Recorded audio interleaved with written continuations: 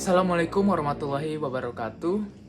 Perkenalkan, nama saya Muhammad Emir Nurdin. Saya berasal dari jurusan Administrasi Publik dari kelas L4 Kampus Indralaya semester 2. Di sini saya akan membahas buku pajak yang diberikan oleh Bapak Arman Syafebri SIP MSI selaku dosen pengampu. Di sini buku hukum pajak tersebut ditulis oleh Dr. Thomas Sumarson SEMM yang dimana terdiri dari 12 bab yang secara garis besarnya membahas mengenai pajak. Untuk bab 1 sendiri, dia membahas tentang pajak dan sistem pemungutan pajak. Lalu pada bab 2, membahas mengenai NPWP dan PKP.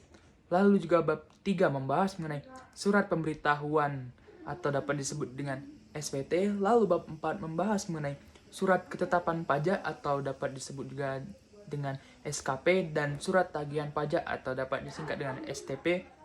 Lalu juga bab 5 membahas mengenai penagihan pajak, keberatan, dan banding. Lalu bab 6 membahas mengenai pembukuan dan pencatatan. Lalu bab 7 membahas mengenai pemeriksaan pajak dan penyidikan pajak. Lalu bab 8 membahas mengenai subjek pajak dan objek pajak. Lalu bab 9 membahas mengenai pengurang. Lalu bab 10 membahas mengenai norma penghitungan penghasilan neto. Lalu bab 11 membahas mengenai program pengungkapan sukarela. Lalu bab 12 membahas mengenai tarif pajak. Yang dimana kalau bab 12 ini dia memfokuskan pembahasan mengenai tarif pajak final yang berlaku untuk UMKM yang ada di Indonesia. Secara garis besar saya akan mendefinisikannya, tidak mendefinisikan tapi menurut ahli. Untuk definisi pajak sendiri, jika kita lihat dari perspektif hukum, menurut Sumitro merupakan suatu perikatan yang timbul karena adanya undang-undang yang menyebabkan timbulnya kewajiban warga negara untuk menyetorkan sejumlah penghasilan tertentu kepada negara. Negara mempunyai kekuatan untuk memaksa dan uang pajak tersebut harus digunakan untuk penyelenggaraan pemerintahan. Tentunya pajak sendiri memiliki fungsi yang dimana kan pajak merupakan sumber pendapatan negara untuk membiayai semua pengeluarannya, dan beberapa fungsi pajak sendiri jika dilihat dari buku terdapat 3, yang dimana sebagai fungsi penerima atau budget air, lalu fungsi mengatur atau regular rent, lalu yang terakhir merupakan fungsi distribusi pendapatan. Lalu di sini juga membahas mengenai NPWP atau dapat dikenal dengan nomor pokok wajib pajak. Untuk NPWP sendiri adalah nomor yang diberikan kepada wajib pajak sebagai sarana dalam administrasi perpajakan yang dipergunakan sebagai tanda pengenal diri atau identitas wajib pajak dalam melaksanakan hak dan kewajiban perpajakannya.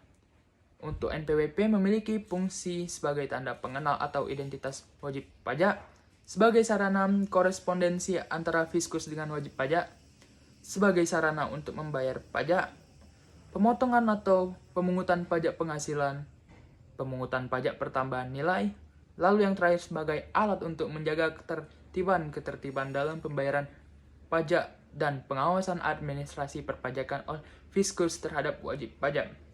Lalu surat pemberitahuan. Untuk surat pemberitahuan adalah surat yang digunakan untuk melaporkan perhitungan atau pembayaran pajak sesuai dengan ketentuan peraturan perundang-undangan perpajakan. Untuk surat pemberitahuan sendiri atau dapat disingkat dengan SPT terbagi menjadi 2, SPT masa dan SPT tahunan. Untuk SPT sendiri memiliki fungsi sebagai sarana untuk melaporkan dan mempertanggungjawabkan perhitungan jumlah pajak yang sebenarnya terutang.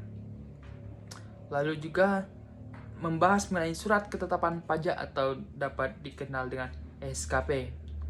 Untuk surat ketetapan pajak itu dapat berfungsi sebagai sarana untuk melakukan koreksi sejumlah pajak yang terhutang, sarana untuk mengenakan sanksi administrasi perpajakan, sarana administrasi untuk melakukan penagihan pajak, sarana untuk mengembalikan kelebihan pajak dalam hal lebih bayar, lalu juga sarana untuk memberitahukan jumlah pajak yang terhutang. Sekian untuk penjelasan singkat mengenai buku pajak yang saya paparkan. Saya akhiri. Wassalamualaikum warahmatullahi wabarakatuh. Terima kasih dan sampai jumpa.